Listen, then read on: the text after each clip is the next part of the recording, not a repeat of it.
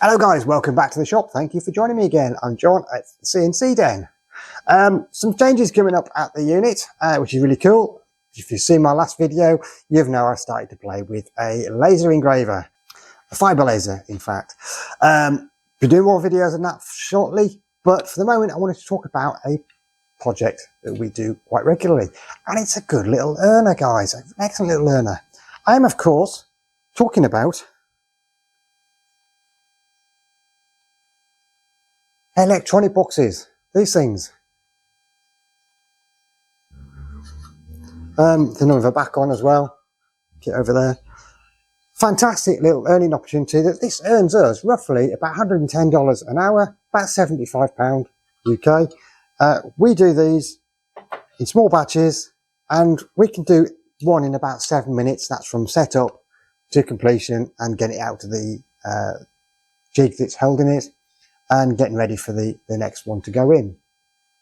So all in all, they work out, I say, about $110 an hour, £75, about $110 an hour, which from my perspective is really cool because I've got no material to buy because the boxes are sent to me by the customer and all I've got to worry about is a bit of wear and tear on the machine, the CNC bit, and a bit of juice to keep it going. Brilliant money. So how does this work exactly? Well, I personally deal with guys who offer the service of wiring these things up.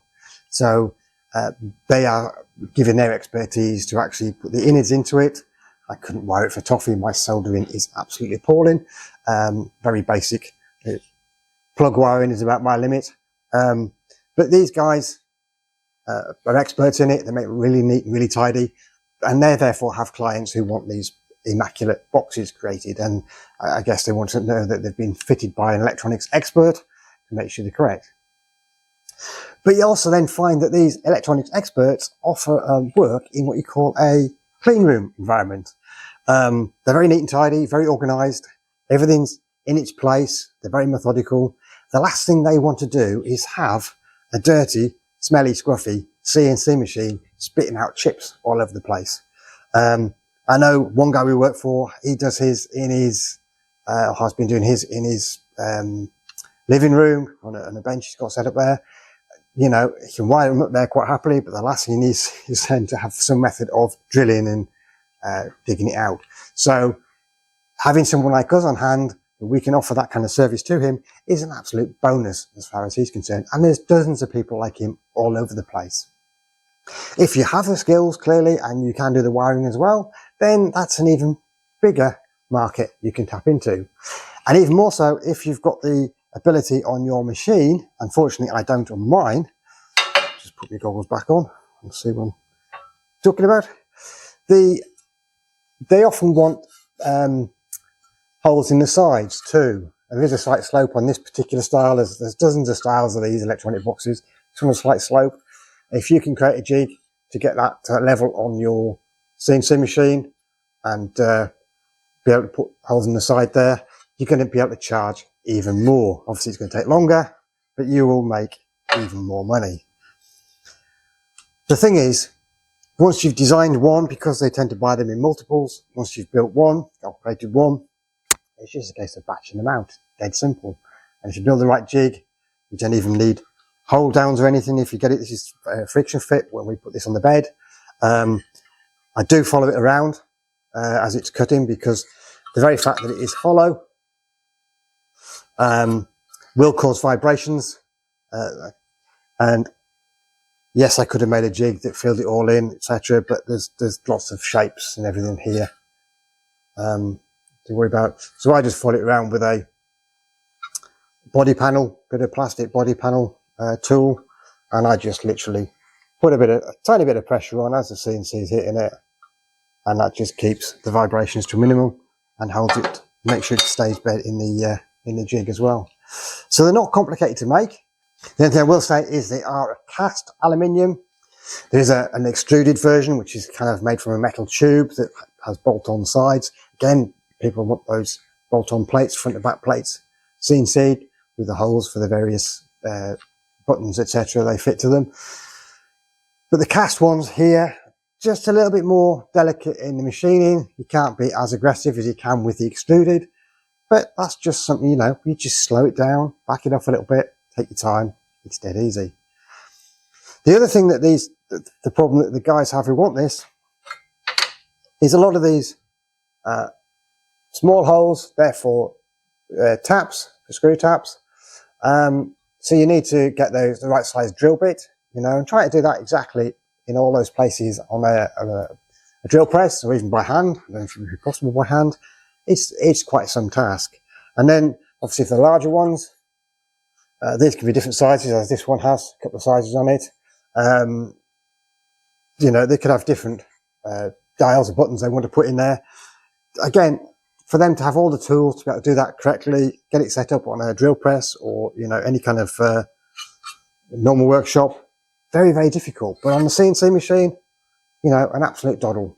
The machine there gives you the ability to create these things very quickly, very efficiently, and there's money to be made. Simple as that. As you can see, the machine is just cutting, starts off with cutting the small holes. I could set this up to do it in one go. I like to do mine step by step. So I start with the drill holes. I will then do the slightly larger holes, and I will then progress on to the larger holes.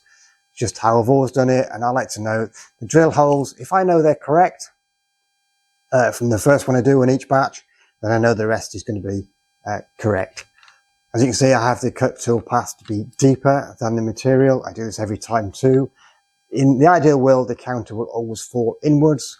It doesn't. It sometimes flies out or even just sits on the top. But I like the bit to go deeper, so it's got a cleaner bit of the bit, just giving a small finishing pass to full depth. So I normally do about 0.5 mil deeper than the material, just so it gets down and cleans it out. There will be a slight eyelash at the end to clean off of the coating, this little powder coating on this material. That's just simply brushes off. It's not a problem. If you're worrying about the powder coating chipping, and it has on one occasion just lifted in a small area, and I've done them, you can cover the exterior with masking tape. I have done that in the past and do still do it. Unfortunately, my masking tape seems to be losing adhesiveness today. So when I did it on the first one, I did of this particular batch, and it just lifted off as it was cutting, so it was pointless me putting it on. So I've just backed off the speeds and feed a little bit further than even I normally do, and just allowed the machine to cut a bit slower, and it's worked fine.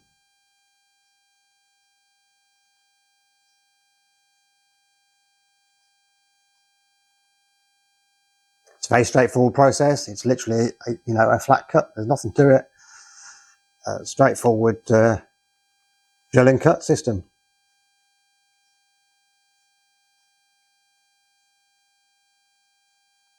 And the only thing you've got to be careful of is when as you're pulling out of the jig, and indeed as you're brushing off any fragments at the end, is just make sure you don't scratch the powder coating. So do this very gently. Always brush it away from the part, but just as gently as you can, take off any chips or splinters that are flying around on the sides.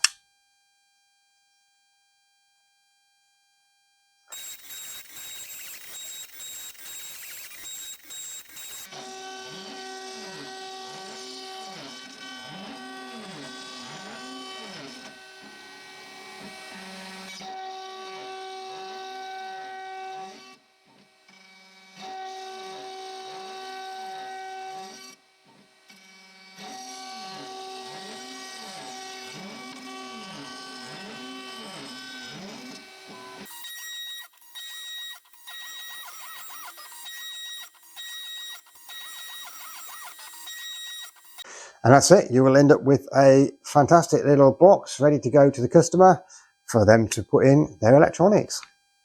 Absolutely brilliant. You know you can do this.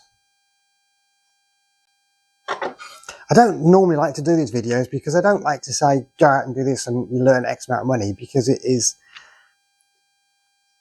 there's so many more doing that, and there's so much more to CNC than, you know, and everyone starts copying each other. But the thing is, this is a largely untapped market. There is not many people who do this. There's loads of people who do cutting boards. There's loads of people who do wooden signs, you know, things like this. There's people out there who want your skills and your service to get them cut. So why not have a go? You don't even have to practice on a box. If you get yourself some extrusion, heck, you may even get yourself something like a bit of channel, a bit of scrap channel, aluminium. It's extruded stuff. If you can clamp that down somehow, practice on cutting that. Once you get the hang of it, make a jig for it if you get them all cut to the same size. Once you get the hang of that, you'll be able to cut something like this very, very easily. Anyway, hope you found it useful. Next videos, I'm hoping to do some more on this laser, but I'm still practicing to get it absolutely right. I'm happy with my aluminium. I'm happy with brass, etc. But I now want to just get the hang of plastics. Once I've got that out of the way, I'll then start doing some content for you. Anyway, thank you for watching. You take care.